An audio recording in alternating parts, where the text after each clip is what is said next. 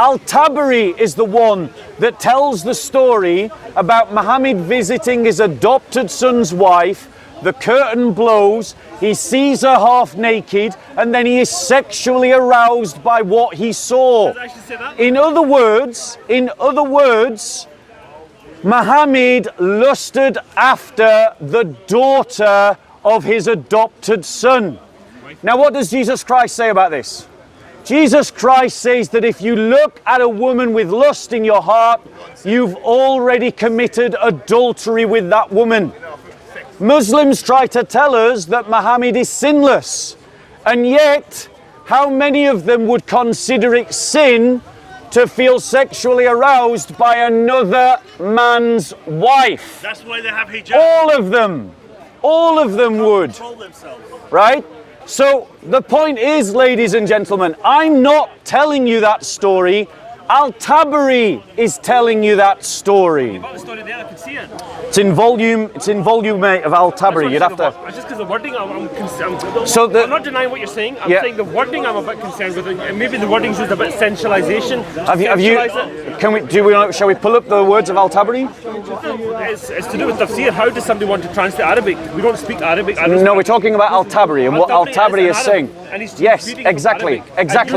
So, so for example, I could say, you're here in a grey t-shirt with nice blue jeans, but I can also say, this sexy man here with his stomach out and his tight blue jeans and his bulge showing. How I want to word it and sensationalize you is the way we're translating it. Right, so brother, the thing is, you've jumped into a debate that you didn't hear the beginning of. So let's run back to the beginning and start the conversation again. Okay? So the point that I was making to the brother before he got upset and walked off is that I can demonstrate to you that Muhammad sinned according to Sharia law, right? According to the Quran, who should you fear? And what happens if you fear someone other than Allah? It's shirk, right? I didn't say that, you all heard him say it. If you fear someone other than Allah, it's shirk. And do you know the Quranic verse that says, fear no one but Allah? Do you want to recite it for us? Okay, so the Quran says, fear no one but Allah. But now listen to what Allah testifies to about the heart of Muhammad. This is what it says. Behold, bear with us. Okay, yeah. Which surah is that? Bear with us, don't be rude. Yeah. So in Surah, we'll pull it up, 33, 37, it says these words, okay? It says, hold on to your wife and reverence God. Now that's talking to Zayd, the son of, the adopted son of Muhammad, right? And you hid inside yourself that which God decreed to be known. So Allah is testifying that Muhammad hid something. Why does Allah testify that Muhammad hid something? He says, you feared the people. Now remember, my Muslim brother said that the Quran says if you fear anyone other than Allah is shirk. And the Quran teaches that you should fear no one but Allah. But then Allah testifies that Muhammad feared the people. Which means that according to Sharia law, Muhammad broke the Sharia law. He did that which was haram and he committed shirk. How would you like to reply to that? It's all about wording again. Did he fear the people? Was he actually fearing the outcome? There's a difference between I'm scared of this man here who's going to attack me, or I'm concerned about his reaction to what I'm going to say. There's ways to, again, it's all about the sensation, how you want to word something. And which one of those is not acceptable? I would say that Rasulullah, the Prophet himself, would not have been feared of the people, because the people were following him, and what he's been, if it's been revealed that he is to, for example, marry someone or declared to do something, the Muslims are going to accept him. He doesn't need to fear their outcome. Why would he fear their outcome? They will accept what he is saying. He is the Prophet. Okay, can I reply to that? Yes. Okay, so thank you very much for engaging. I like having calm conversations, right? But the reality is, listen to the words of your Quran, right? Because the Quran is contradicting you. The Quran is saying what you're saying is wrong. What surah is it? It's Surah 33, Ayah 37. Okay? It says literally, and when it was, and it says, and you hid inside yourself that which God decreed to be known, you feared the people. So it's saying you hid something, and you hid something because you feared people. But the Quran says, don't fear anyone but Allah. And you said yourself, there's a difference between fearing someone because he's bigger than you and he's going to beat you up, and fearing the reaction of people. Well, there's nothing in this surah, this verse of the Quran that suggests that Allah was scared, that Muhammad was scared of being beaten up. What it seems to suggest is he fears the reaction of people. And so he hid something until Allah exposed him and said, no, you're fearing the people, tell them what I want you to tell. Which is about the abolition of adoption. I respect you, but I don't see... translation. I've looked at two translations. It says, keep your wife in fear of Allah while you concealed within yourself that which Allah is to disclose. Right, shall we pull up multiple translations then? No, it says here, keep your wife in fear of Allah, which okay. Well, you're concealed within yourself that which is Allah's to disclose. So, for example, if you're a prophet, you take Allah, the Prophet Muhammad for example. If Allah has decreed something to him, oh Muhammad, yeah, this is going to be a ruling for your people, okay? It's not to be disclosed yet until I ordain it to be disclosed. Yeah. So it doesn't mean he's fearing the people. It's just Allah saying to him, for example, I'll give you, I'm friendly with you. Like for example, I watched the WWE. This Friday night on SmackDown, Roman Reigns is coming back. Don't announce it on the web just now. Wait till the actual night of Friday, and then we'll announce it live on TV. So there could be a reason Allah has says to him, do not declare this law, do not announce this law, do not announce this teaching until I declare it, and Jibreel comes and says, this is now to be disclosed. Right. There could be a reason why it's hidden from the hearts of man, not out of fear. Okay, so let's look at how this passage is translated in various different Qurans, various different translations, because we can just go by what linguists say. Of course. Okay, so in Dr. Mustafa Katab's translation, it says this: and so you were considering the people, whereas Allah was most worthy of your consideration. In the translation of Fadl Solomon, it states, while hiding within what Allah has revealed and fearing mankind, whereas Allah is most worthy of fear. In the translation of Sahih International, it says, and you feared the people while Allah has more right than you that you fear him. In the translation of Marif ul Quran, it states Allah was going to reveal, and you were fearing the people while Allah is more entitled to be feared by you. In the translation of Mufti Taqi Usmani, it states this, and it says, and Allah was going to reveal, and you were fearing the people, and Allah is more entitled to be feared by you. So the fact of the matter is, multiple different Islamic scholars who know Arabic and know English and are translating from Arabic to English translate the words as fear. So in other words, what you're saying is not what your Quran is saying, and the reason why you're saying it is because your scholars have taught you something about Muhammad that your Quran doesn't teach you. Let me finish what I'm saying. Let me finish. Okay, that's fine.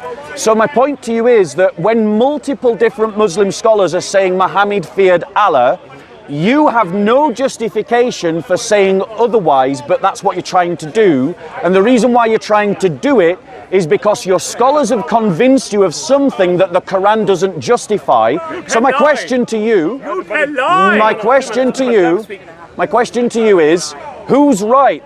Who should you believe, the Quran or the scholars? I'm not disagreeing. I have knowledge from Allah. Do you understand here? He does this a lot. You tell lies. God bless you.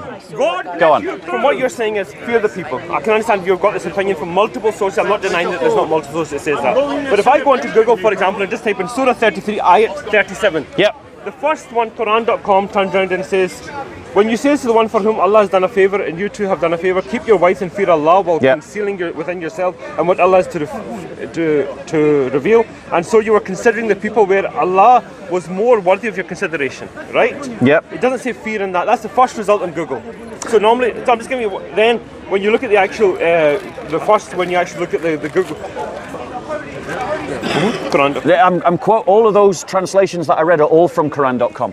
But that's what I'm saying, there's multiple sources. It doesn't necessarily mean consideration, fear. So when we look at the linguistics of the Quran and the way ayats are used, it's like there's multiple ways you can tafsir and define an exact word. We can take it as fear, my brother. I'm not saying that it's, he may have been, as a human being, I would have been feared. Like if I turn in and say something sensational, I say, I'm feared to how your reaction is going to be. But it could also be, I'm concerned of your reaction. I'm worried about your reaction. Fear, concern, worried. Yep. I am, there's multiple ways we can look at it. Yes, you're going to take it as fear because obviously, your way of looking at it is going to be, your agenda is going to be as fear. We need to show that Allah, He's prescribed a partner to Allah. You're trying to show you and trying to prove your point. But I'm also saying, while we're respecting your point, because we're having an adult discussion here, there's also the way is, he could have been concerned about what people are going to say. He could have been worried. For example, another example is when things like alcohol was removed from the Muslims, when the hijab was announced, the Prophet himself has received this revelation. He's going to be worried about how people are going to react. He's got to then discuss with the angel Jibreel. He's got to then speak to the angel Jibreel.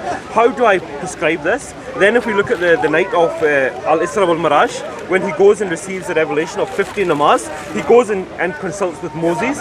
And Moses says, no, hold on a minute. Your people will not be able to deal with 50 namaz. Is he scared of the people? No. Because if he turns around and says there's 50 namaz, the people have to do it. But he is consulting. He goes back to Allah, goes down to 40, 30, and then comes down to 5 namaz. We have to look at the words and the context. Yes, fear can be used, I'm not denying that, but at the same time we can say he was concerned for his people and how they would react to this revelation coming out. And that's an adult way of saying fear can be used, but there can be multiple definitions. Just with the English language, if you're a teacher and you're going to talk to children, for example, you have to change your language depending on the people you are. And the Arabs at that time are very warm-blooded people. When was this surah revealed? Was it a Makki surah? Was it a Madani surah? Was the Muslims with them? Was the Quraysh against them? Was there attacks on the Muslims? What is the situation? Can I reply? Of course. Yeah. So I'm just saying that there's multiple definitions. Right. So my point is that he quoted from Quran.com. All of the translations that I quoted were from Quran.com. And the vast majority of them said that Muhammad feared the people. And in your example, in your counter example, you said he might have been worried. He might have been concerned. Well, these kinds of emotions, these kinds of sentiments are rooted in fear. They are rooted in fear. If you're worried about the people, then that is a form of fear. If you're concerned about the people's reaction, that's a form of fear. And if Muhammad is fearing the people, then he is contradicting what he is instructed to do in the Quran when the Quran says, fear no one but Allah. And no, can you have some manners, guys? Have some manners. Right, now, unfortunately, at this point, I have to raise my voice over other people because they have no manners. Right? They didn't interrupt you when you were talking, but they're quick to interrupt me. Yeah, exactly. Thank you. Thank you. Apology accepted. So, the reality is that the Quran is very clear that you should fear no one but Allah. And if you fear anyone but Allah, as you stated, according to Islam, that is shirk. To fear someone other than Allah. But Allah has himself testified to the fact that Muhammad feared the people. That's what the Quran says, and I'm sticking to what the linguists teach. I'm going to land. And the Quran states clearly in Surah 66:1, O Prophet, why holdest thou to be forbidden that which Allah has made lawful to thee? Thou seekest to please thy consorts, but Allah is oft forgiving, most merciful. So here, Allah again testifies that Muhammad has sinned, because it says, O Prophet, why hast thou holden to be forbidden that which Allah has made lawful? So in other words, Muhammad, you've said something's forbidden, but I said it was acceptable. So in other words, Allah in two places has testified to the Muslims that your prophet sinned. And yet you reject what your God says because your scholars say something different. I would personally believe that if we want to go with your opinion and say fear, okay? Yeah. There is ways to see it, right? So if I am scared of something, There is either I'm scared that there's going to be harm brought to me, or I can be scared of the outcome or reaction. Yeah. Okay? So you have to understand that the Arabs at that time, even if we want to go with your definition, are very warm-blooded people. They're very reactive. They're not like... Is it, sorry. Is it fear for the people or fear from the people?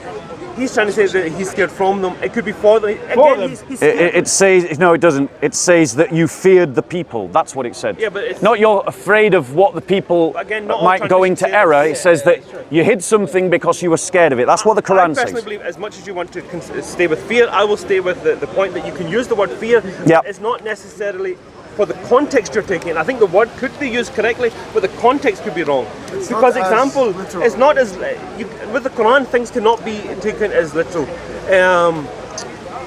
There's many verses that you can go throughout the Quran and then you take it, but it doesn't necessarily, like the one where the sun rests on the muddy fields and all that. You can take things and take a literal.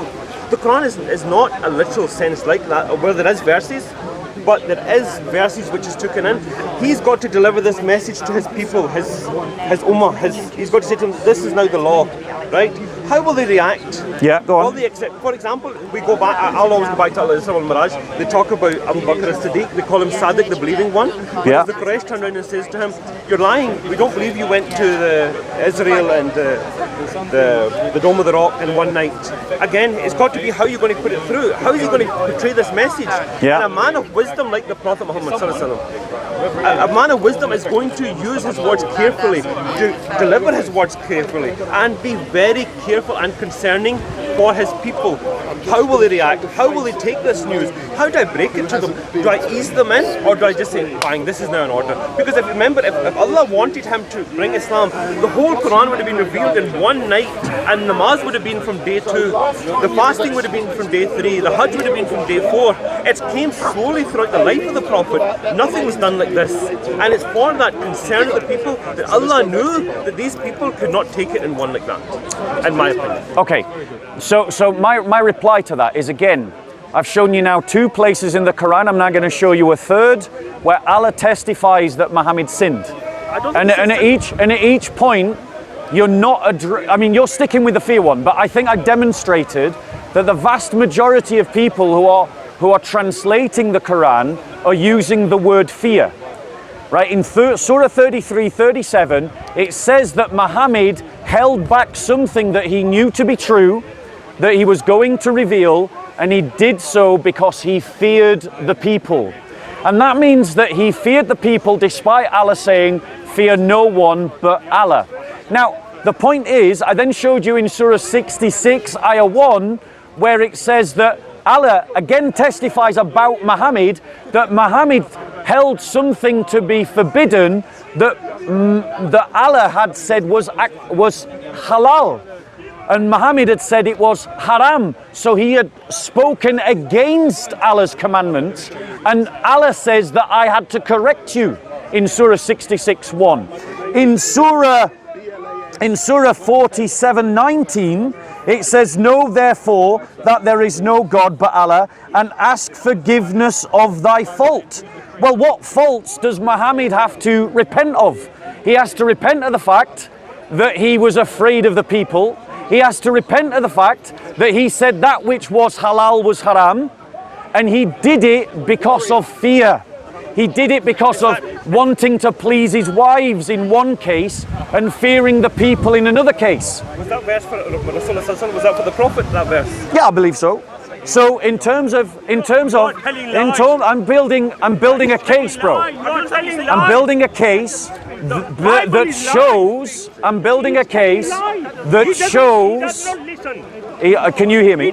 Yeah. I'm building a case that shows that your Quran, Allah Himself, is bearing witness against Muhammad as a sinner, whereas your scholars have convinced you that Muhammad never sinned. And I'm simply inviting you to believe your Quran. Now here's the problem. Why does this matter? Why does it matter? This is why it matters. Because if Muhammad was a sinner, then he's no better than any of us, because we're also sinners. But Christians believe that Jesus Christ is sinless. he committed no sin. He committed And so he is a Jesus better committed sin. example. You're a liar, liar. He's a better You're example telling to lies. follow You're telling than lies. Muhammad. If you went to a gym Jesus- and one guy came up Jesus to you killed and he said, people. I'm a fitness instructor, and he looked as fat and as out of shape as me, and then another fitness Bible instructor is came lies. to you and he's rippling with muscles a within liar. muscles, which fitness instructor are you going to follow? I agree with you. So in terms of moral teaching, in terms of truth, which is the better one to follow, the sinless one or the sinful one? Bible is lies. 1 second. What are you talking about? Torah is Just lies. keep pushing. You're allowed your opinion. Yes, My of opinion. course. Again, at the end of the day, I would simply say is your first language is English, my first language is English. None of us are Arabic linguists, right? Yeah. Because even when you're looking at Tabari or any of these tafsir books, when they were released, the translation of the Quran would have came out in Arabic.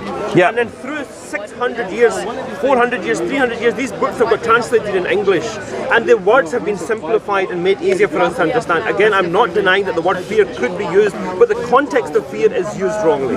I'm not saying fear is not wrong, I'm saying the context can be used wrongly. And the case you're building up to say that the Prophet has did these sins, if the Prophet was really like the sinfulness that you're saying, it would not have been difficult for him because no one else heard these revelations except him. When he's revealing these verses and they're getting written down, why is he building a case against himself? If he wants to lie and he wants to manipulate the people, then he could write himself a glowing report.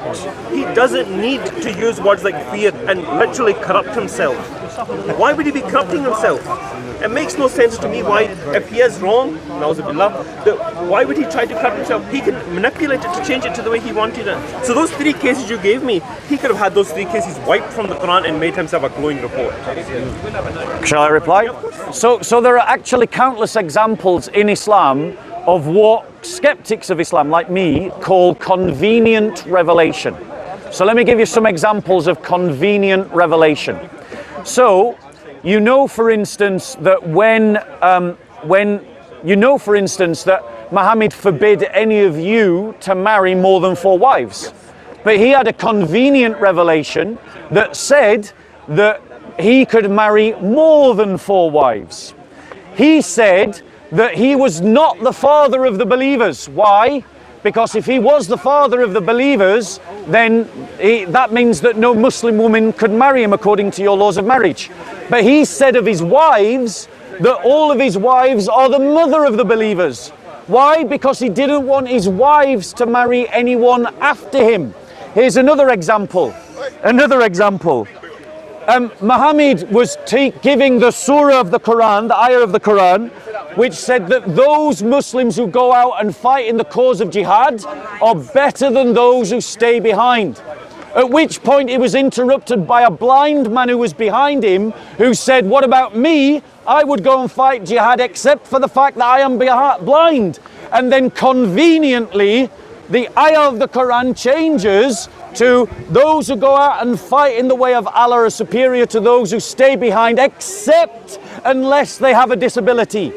So there are countless examples of Muhammad's convenient revelations that get him out of a sticky wicket. I think in regards to the... Jesus slaughtered people. Keep going. Jesus slaughtered people. Why don't you tell the truth? The Prophet Jesus slaughtered people. Yeah. Jesus killed children. You actually look at the Women, majority of his marriages men, were for multiple girls, reasons, not boys. for the reasons. Okay, Sorry, could you stand a bit closer? I can't. Go on. In regards to the convenience example of the Prophet having more wives, just going from even the Bible and Revelations, every prophet has had multiple wives. Majority of them did. David had how many wives? According to the Bible, some say over 300 wives. Solomon had at least 99. In fact, Solomon even was talked about a prayer in the Bible where he asked that he could sleep with all his wives in one night, but he forgot to. But again, we could say convenient revelation. You could say that for the Bible, then you could say that for any holy book. But again, we do not know the reason why Allah or the revelation has came. We can say it's convenient because the circumstances behind it appears convenient to us because we're not godly. We're not prophetly. We are not from that. So if God has revealed a revelation, again, if you want to, a convenient revelation was when God again spoke. Kings 11:3. When God says to Muhammad sallallahu alaihi wasallam, tell your people read 50 namaz. Why is he telling us this story that it goes from 50 to 40 to 30 to 20 to 5? A convenient revelation would be read 5 namaz. Why is he telling us this difficult discussion process between him and God? Because like the previous prophets of Ibrahim and Moses, there is a discussion process between the prophet and God. Things go back and forward. God is very understanding and he understands the difficulties of people. The revelation progress. Things have to progress. Nothing is straight away. There is going to be things which change like that. There's going to be things which do not change. And again, I personally believe that what you're saying is correct, but it's very selective and it's also using definitions or sensationalization, in my opinion, that suits a narrative, which I could do the same with. Everybody's guilty of using a narrative, buddy. Again, we're lucky that we can talk like adults. Like a lot of people won't. And just so you know, I'm appreciating the fact that you are engaging like an intelligent adult. I really do. I know. I really do appreciate it. I do genuinely believe that anything that we put as convenient, if we were to then go through the Bible, the Torah, even go and bring a couple of Hindu scriptures, there will seem things that will seem convenient. But again, we have to look at it. So let me reply, because let's just understand the context of those two passages that I've cited. So Surah 66, Ayah 1, the reason why it was something that was Allah says, O Prophet, you have held to be forbidden that which I have made permissible, is because Muhammad used to go and visit his wives in a sequence, and one of his wives used to give them a honey drink, and that honey drink used to make Muhammad's breath smell. And Aisha was one of the wives that objected to the bad breath of Muhammad and made him promise not to go and see that particular wife or not to go and see that particular concubine, right? This is Islamic tasfiyah. This is Islamic teaching, right? Don't. If you want to jump into this debate, be a part of the debate. But I'm talking to him. But the reality is, that means that and Aisha and another one of the wives conspired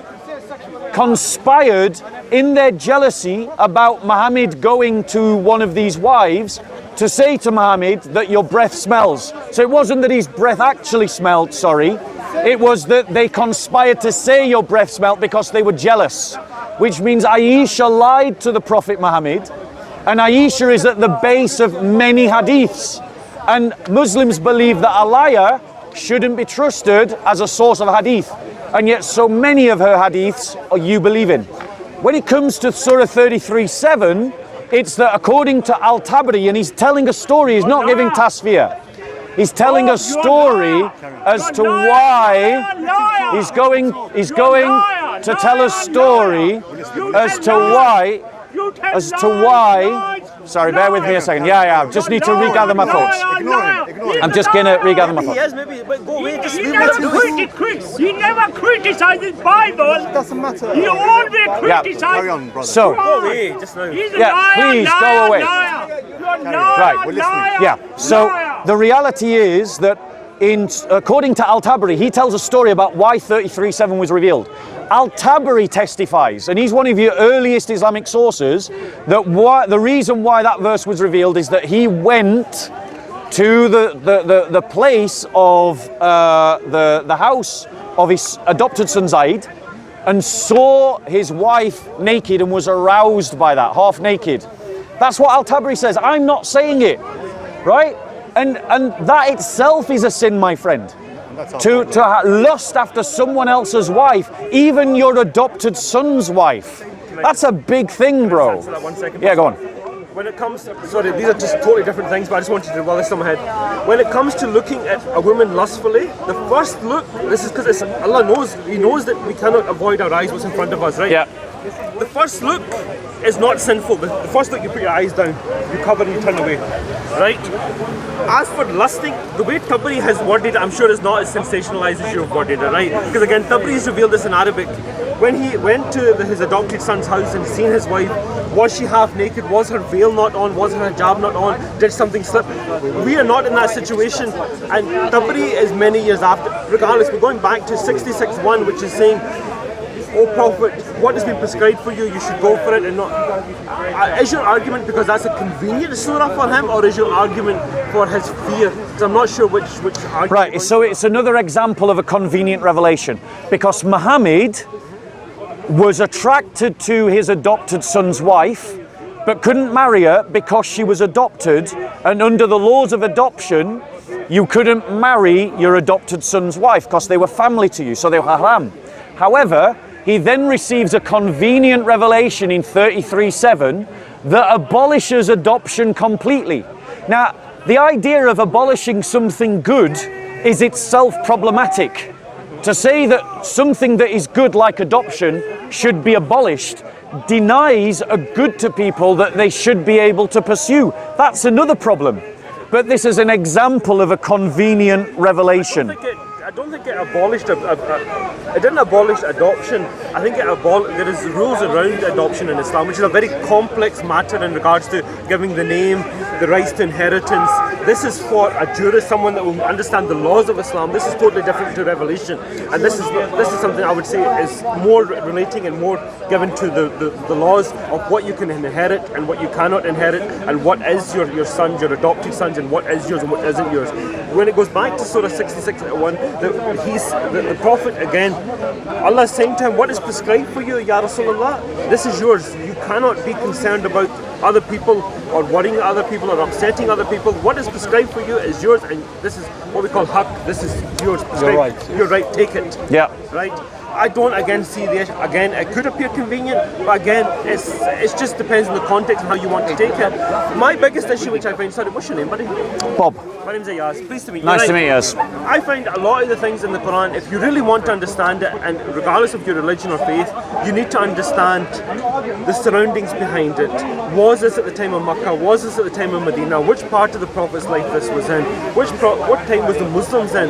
I think everything in Islam. You know, one guy gave me a great example. He goes, well, in regards to hadiths, which we like to call like Tabari and that, these are like medicine books. And if I tell you to walk into books and read all the medicine books, you'll say, what use are these medicine books to me? Because I don't have all these illnesses, you know. Yeah. And you read the medicine book depending on the illness of which you've got. The hadith is like that. You will turn to that hadith depending on what you need the advice and assistance. And Tabari is a great example. I'm not saying Tabari is not, but again, you need to go to someone. Tabari, if we read it in Arabic, I don't speak Arabic, you don't speak Arabic, you would go to a jurist, someone will be able to understand Tabari, what was his tafsir. Yeah. Because even when you look at the imams like Hanafi, Shafi, Hanbali, Maliki, again there is going to be different opinions depending on the tafsir and how you want to interpret it, depending on again multiple avenues. I know how things can sometimes appear on paper, but it's not always as black and white as we like to make it sound. Can I reply? Because what I'm trying, there's now multiple lines of argument that are stacking up. Okay, the first one is that I feel that I've demonstrated, and don't feel that I've heard a good response, demonstrating that the Quran testifies that Muhammad sinned. And as an auxiliary to that argument, I pointed out that Muslim scholars have convinced you to believe something that the Quran does not justify. And I want to give another example of the same. Another example where Muslims believe something believe something based upon what scholars say, not based upon what the Quran says. Because the Quran in Surah 6:150 forbids you from killing your children. And Muslims often boast that one of the things that Muhammad did when he came to the world is that he improved the situation of particularly women girls who used to be buried alive by the Quraysh. He stopped infanticide. But your same Muslim scholars have convinced you that abortion is not killing your children. But yet every geneticist, every embryologist who has ever spoken on this matter agrees that life begins at conception. No exception. Please don't interrupt. Please don't interrupt. And so your scholars are saying to you that you can have abortions in certain circumstances, But your Quran is saying to you that it's haram to kill your children. And so once again, what your scholars tell you and what your Quran tells you are two different things. And therefore, my friend, what I'm saying to you is that Muslims are beholden to their scholars, and their scholars are misleading them about the Quran.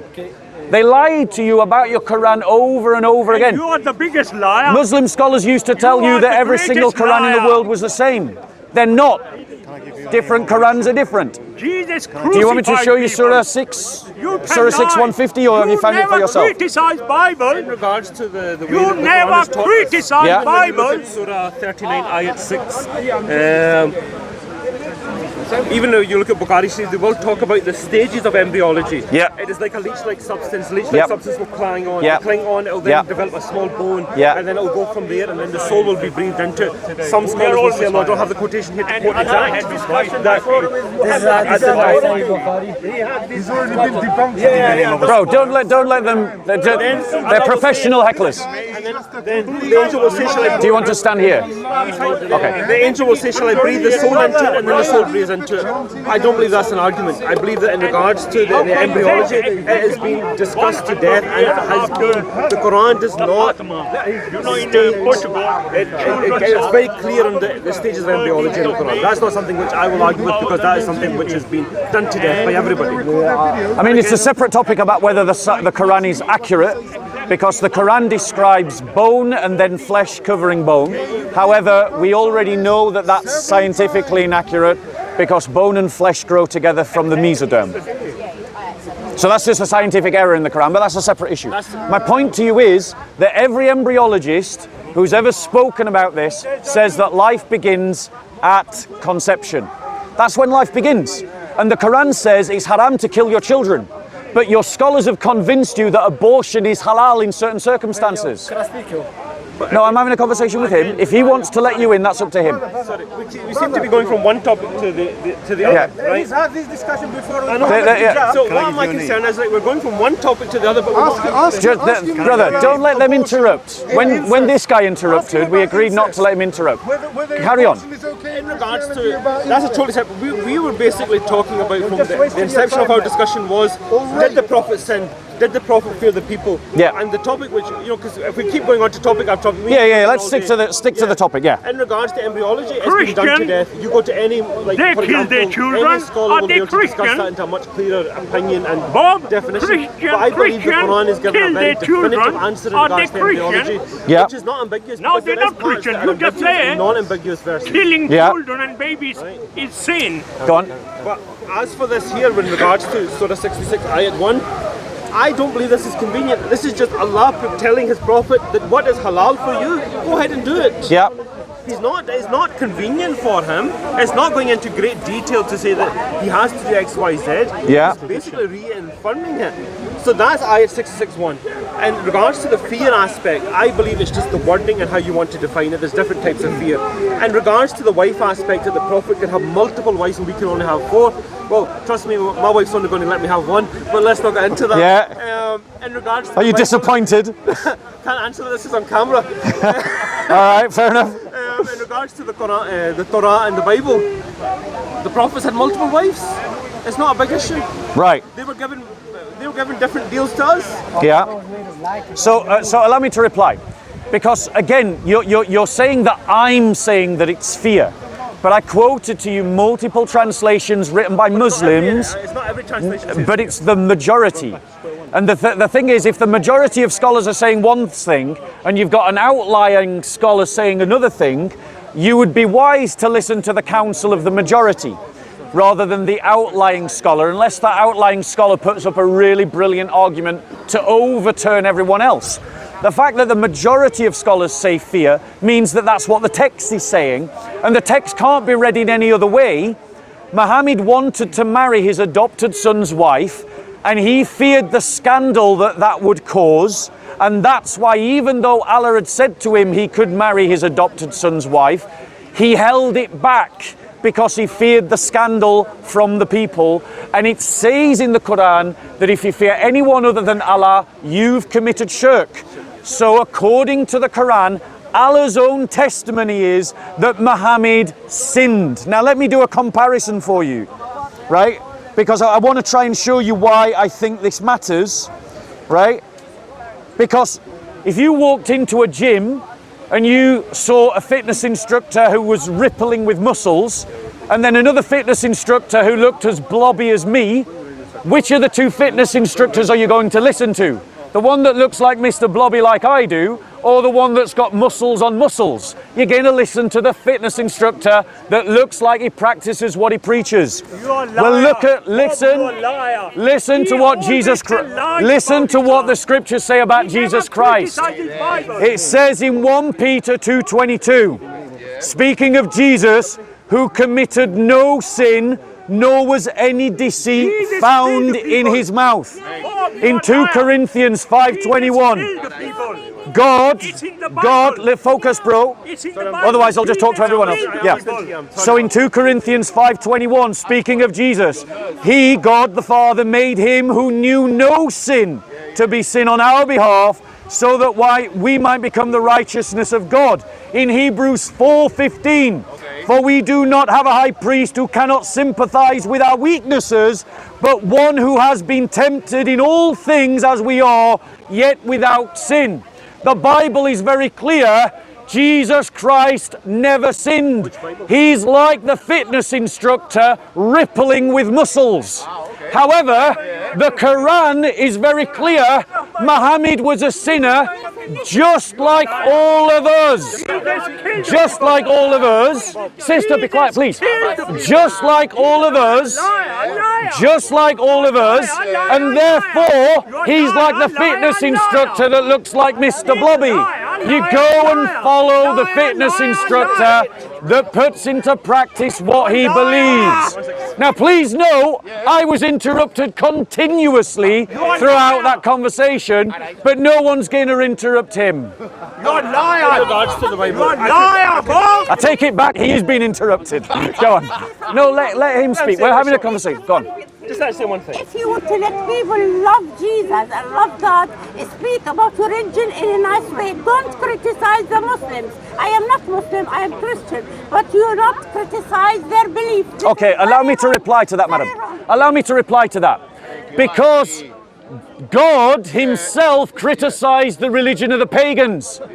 In Psalm, I think it was in Psalm 82, God said that their gods, speaking of the surrounding nations of Israel, are gods that they have made with their own hands. They have ears, but they cannot hear. They have eyes, but they cannot see. And they have mouths that they cannot speak. Christ himself criticized the Pharisees and called them vipers and whitewashed tombs. And Muslims in this corner, not this one, he's very kind, he's very gentle, he's a good guy, but there are lots of Muslims in this corner, madam, who come here every week criticizing the Christian faith. It is fair of Christians to criticize Islam when Muslims are criticizing Christianity, and more particularly, the Quran itself criticizes the Christian faith. So go on, now you reply. I would say in regards to, because I need to go soon, right? So basically in a nutshell, in regards to the Bible, I could say which Bible, you know, which I can answer that. I'm just saying just generally, because the Bible itself has been refined and changed, written. They're screaming over me as well now, so let's just leave that. But in regards to the Prophet looking at his adopted son's wife, I am sure, not just on that one occasion, he will have seen her many times. Not in that condition, I'm not saying, but if he was, as you like to word it, lusting after her, he would have made this revelation long time and back to, I want to marry her. Why allow this marriage to proceed for so long, right? If it was going to be a convenient verse and he really liked this woman, there's nothing wrong with him then getting this convenient verse revealed way back at the start. You know, there's no, if it wanted to be convenient, he did not need to wait till that climax to reach to when he sees her there. If it wanted to be to that point and it was going to be really convenient, it would have been done back at the start. Yep. I believe that to say it's convenient, it could have been more convenient. If you want to make something convenient, it can be more convenient. I would just say to end it like that, I don't believe the Prophet feared his people. I think he was more concerned about how they're going to react. And there's You can look at many laws in Islam in regards to this. I would say in regards to the Bible and the quotation about Jesus being this fantastic fitness instructor, I would be careful with that one, because which Bible do we go for? Because Can I address that point, because you made it twice now? Yes. So, which Bible do you go for? Here's my challenge. Find me a Bible that doesn't teach that Jesus is sinless and perfect. Because the reality is, until you can produce a Bible that teaches a different gospel than the one that I teach, then you don't have an argument. Because the reality is, Christianity is not like Islam. I'm inviting you to a better religion than Islam. Islam is a religion of the book. It's in Luke. Islam is a religion of the book. Luke Christianity, 18, are you listening? I'm listening. Christianity is a slaughter religion people. about following Jesus as his disciple. It's about the message. And the message of every single Bible, and I challenge you, the message of every single Bible is consistent. No, Christ, lies, who was lies. sinless, died on a cross, rose on the third day, Never. which confirmed his claims to be the Messiah. The Messiah is a divine figure. He is God and worthy of your worship. So never bow down and died. worship him You and tell me become his lies. disciple. And every single telling Bible that lie, you boy. pick up, You're telling every single lies. one that is a Bible accepted by the church, will teach that message. But my So anyone you My want. concern with the Bible is, what is the words of Jesus from? Like, if we go back to the Quran, even Yeah. if you want to argue the Quran and say there was convenient verses or he's fear and all the rest of it, all Qurans are going to date back to, whether you believe it or not, round about the peninsula of the life of the Prophet, right? Let's, for argument's sake, within the peninsula of the life Go of on, the go on. Prophet, right? Yeah. Whereas every Bible we've got, is there one today that has actually been created or presented at the time of Jesus? Right. I can't seem to see anything from his time. Right, so let's address that point, because the point is based on a misunderstanding. The reality is, when Jesus was there 2,000 years ago, he didn't bring a book and he didn't give a book. He was the message. That's what it says in Hebrews chapter 1, that God has spoken to our people long ago in former times by the words of the prophets, but in this time has spoken to us in the person of his Son, the Word. That's what it says in Hebrews chapter 1, verses 1 to 4. Slight paraphrase on my part, not an exact quotation. Now, let me finish. But when Jesus was arrived, the Old Testament was the Bible. And actually we do have a copy of the Bible from the 1st century. They're called the Dead Sea Scrolls. No, that's a lie. They were preserved by the Essene community in the valleys of Qumran, in caves, and we found them in the 20th century. So yes, to answer your question, the Bible that Jesus read, the Bible that Jesus believed in, we have a copy of it from the time of Jesus. Furthermore, no scholar on earth, no scholar at all, not N.T. Wright, not Dr. Bart Ehrman, not Dr. Bruce Baxter, not Dr. James White, not Dr. Dan Wallace, all of them agree that all 27 books of the New Testament, all of them were written in the 1st century. There is no dispute on this question. So the reality is, no scholar is arguing that the New Testament was written outside of the time of Jesus. My concern is that none of this is actually, like, if you go back to, like, for example, you says to me that the prophet has feared the people. This is convenient verses. He's telling his people. So everything we're talking about the Quran, whether it's negative or positive, regardless of which side it is, we can turn around and say the prophet says this, the Sahaba said this, the prophet said this. It's a ping pong effect, right? Tabari and all these tafsir are after. But where is that ping pong effect with the Bible? Okay, you're talking about the Dead Sea Scrolls. This is pre-Jesus. Where have we got these books of the verbal communications of Jesus? Not his disciples, but him himself talking to his people saying, I am this and I am that. Not his disciples writing it, but these verbal narrations from Jesus himself. Where are these? Okay, so let me reply to that. So firstly, I do need to correct you. The Dead Sea Scrolls are contemporaneous to Jesus Christ. That's a lie. The Essene community was contemporaneous to Jesus Christ. They were there at the same time that Jesus was there. Thank you very much, sister. God bless you. You're a liar. Wait till we have time. Okay, we'll talk later. Right, You're a liar, Bob. so bless her heart. You That's tell sweet. lies. So, are you listening, bro? Yeah, I'm listening. If you want, we swap, so he's not shouting in your ear. So my first point is that the Bible used by Jesus, we have a copy of it from the 1st century. It's called the Dead Sea Scrolls. Secondly, you're working to both a double standard and a false paradigm. The double standard is that as a Muslim, you're committed to the belief that Jesus gave an Injil. Well, let me flip the question on you. Where's that Injil? Because if you're going to say that my Bible is a distortion of your Injil, you've got to actually produce the Injil to prove that point. And you have no evidence at all of the Injil. But here's what I have.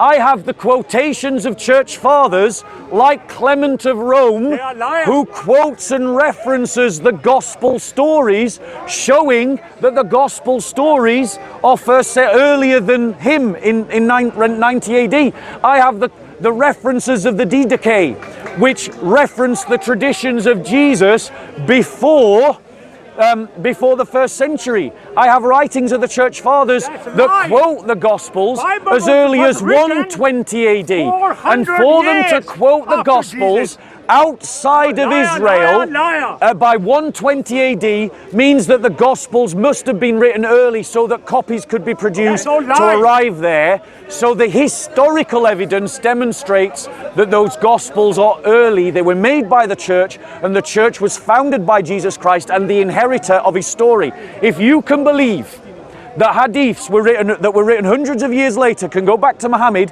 because Muslims remembered the story, well, why can't Christians remember a story for less than 100 years? Because the way the hadith works is, so for example, 1 second. Both lies. I will tell my son something, and then my son will tell his son something. Yes. But every time it's passed on, the name has to be written. So when you look at the hadith, it will say, this person, son of such and such, slave of such and such, son of such and such, heard this from it. Yes. And depending on how many, and this is why the hadith is, there may be 50, 60 versions of one hadith, because there'll be 50 people narrating it. Yes. So we have generally, we might not have the exact pinpoint accuracy of it, but we will have the crux of it coming back to a verified forum. Whereas I'm still confused. I know we've got the church fathers and the first 120 years and the reprints now, but I can't find anything which is the exact words of Jesus.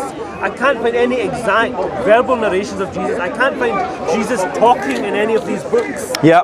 This is my biggest issue, because they're all written by the church fathers. They're written by Paul, and they were written right. Bear with me. Bear with me. After Jesus. Right, because here's the problem. Right, you're working to a false logic. You're assuming that Christianity must look like Islam. I'm inviting you to something better. The Christian faith existed before the Gospels. The Christian faith is not founded on the writing of the Gospels. It's not founded on the writing of the epistles. If you read the New Testament carefully, it's clear that the church was there before the New Testament was written, and that they had a faith that the writings speak into and speak about. So in other words, the faith came first and the book came second. Never. So what's important is not whether we can find the book of Jesus' day, let me finish, but whether the message is the same. And there is no doubt by anyone who has studied this, the church has consistently taught that Christ is the Messiah, that Christ was crucified, that Christ rose from the dead, he ascended into heaven, and he is coming again in glory to be the judge of the world. And that we glorify Father, Son, and Holy Spirit. Now, you talked about hadiths. Let's just look at one of your sources of hadiths. Aisha. Aisha is caught red-handed lying to Muhammad. She lies to Muhammad. She says to Muhammad, your breath smells when you drink the honey drink. No, I'm going to finish. Right? And your hadith science says that you can't trust hadiths that come from a liar. And yet you trust the hadiths that come from Aisha, even though your own sources say that Aisha was a liar. Yeah, go on. So just now me and you had this discussion. Every one of these guys here will go away and they will tell this story about what's been discussed today to their families. Yeah. This brother here may be a liar. This brother here may be amazing. This brother here may be a liar. This brother here is amazing, okay? So okay, two liars have narrated this story tonight. Two truthful ones. When any hadith is narrated, it's not one person narrating it. You're talking about Aisha narrating, Hazrat Aisha Siddiqa narrating it. She will not the only one be narrating this hadith. Any hadith which you go into Bukhari, Muslim, it is multiple sources. So if the Prophet says something sitting in the mosque, it's not one Sahaba saying this and we're saying this Sahaba is great. So there will be multiple sources brought right back to that day when they were sitting in the mosque with the Prophet who will verify it. Same with Aisha. As if Hazrat Aisha had heard him say that this was valid or that is valid, there will be multiple sources, because that's the way that's why they call it Sahih Hadith. It has to have the multiple sources that can be verified back to the source. Not just one person. So okay, if you're telling me Hazrat Aisha Siddiq, I'll disagree with you on the point. I will not speak, anything about Hazrat Aisha. But I'm saying, if you're saying to me that she is a problematic source, then what about the other X amount of sources that are quoting this hadith? So let me address that point, because the reason why you can trust the Gospels is because our Isnad chain. I'm sorry, I'm going to have to raise my voice, but not because of you. So I'm going to raise my voice. Not because of this good man here, but because of my constant heckler. So I apologise. I'm not trying to be aggressive or rude. However, the reason why you can trust the Gospels is because our Isnad chain is only one or two people. That's as far as our Isnad chain needs to go before the book is written. That means, ladies and gentlemen, that we don't have the problem that the Muslims have. You're a liar. The Muslims have long chains of Isnad. Why? Because their hadiths were not written until centuries after Muhammad died. You're a liar. 2 centuries, 3 centuries later. The brother does not know and does not recognize that the Shia accuse the Aisha of lying to Muhammad. You're a liar. They don't agree upon which hadiths to believe in. So Muslims themselves cannot agree upon which hadiths to believe in. By contrast, every Christian agrees in the belief of the 27 books of the New Testament. It has universal agreement, 100% acceptance. We know who wrote them. We know when they were wrote, ladies and gentlemen. However, here's the problem with hadiths. In the time when the hadiths were being created, particularly when the Abbassids and the Umayyads were fighting and overturning one another. I think it was the Abbassids that overthrew the Umayyads, or the Umayyads, which way was it? I always get it mixed up. Yeah. In that period of time, in a time of Islamic revolution, many false hadiths were created. So what is to stop someone creating a hadith that they want to believe in and then just attaching it to an Isnad chain that they already know is accepted by people, in a time when everyone was making up hadiths? And we have examples of hadiths being made up that are demonstrated or called Sahih when they are clearly fake. And we can demonstrate that, ladies and gentlemen. And that's the problem with hadith science. Bob, I'm going to have to go just about 5 minutes. I'll just say, I know you're saying that there's 2 people, 1 or 2 people in regards to the Bible and your teachings. Yeah. It's a lot easier for 2 people to, so if there's 10 people witnessing us, or there's 2 people witnessing us, it's a lot easier for 2 people to go home and tell a lie than 10 people to go home and tell a lie. Right? If 10 people were sitting with the Prophet, I am Messiah. Even if the chain of narration goes back 3,000 years, it's a lot more if I'm alive, verifiable than 2 people. Yeah. Bob, you are liars.